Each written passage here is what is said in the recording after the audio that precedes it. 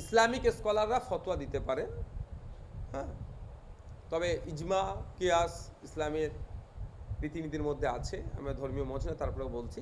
তবে এমন ফতোয়া আমরা দিয়ে দেব না নিজের স্বার্থ চরিতার্থের জন্য যে আগামী দিনে ওই ফতোয়ায় আমাকে ব্যাকফায়ার করবে।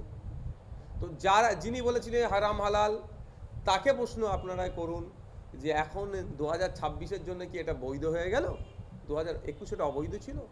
তখন একটা কথা বলি, কেউ যদি বলে ইসলামে রাজনীতি করা হারাম, তাহলে আপনি বলতে পারবেন না আবার যে ইসলাম তাহলে সম্পূর্ণ।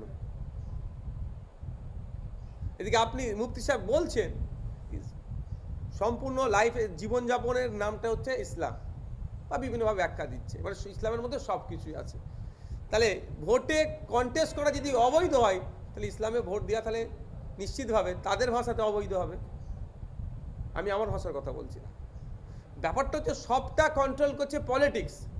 আর আপনি পলিটিক্স থেকে যদি দূরে চলে যান, পলিটিক্স থেকে যদি পালিয়ে বেড়ান, তাহলে প্রতিদিন দেখবেন কখনো দলিতের উপর আক্রমণ হচ্ছে, কখনো আদিবাসীর উপর আক্রমণ হচ্ছে, কখনো এতেকাফে ছিল মসজিদ সমেত আগুন জ্বালিয়ে মসজিদ সমেত ওই মানুষকে মারিয়ে দেওয়ার চেষ্টা হচ্ছে।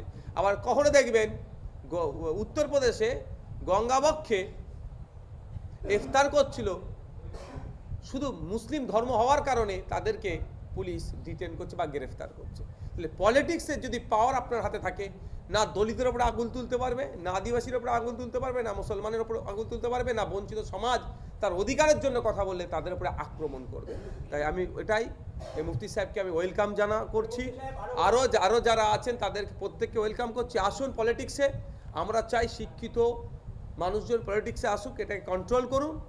রাজনীতির কম্পিটিশন হোক, কে কত ভালো সমাজকে দিতে পারবে তার কম্পিটিশন হোক।